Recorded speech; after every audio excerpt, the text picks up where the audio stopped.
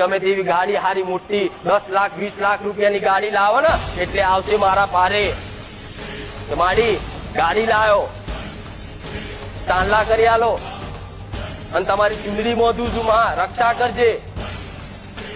પણ કોઈને એવું કોઈ વાર થાય છે કે દુનિયાની મેલડી ગમે તેવી ખતરનાક હોય પાવર વાળી હોય પણ મારી ઘેર મારી માં બેઠી છે ને માં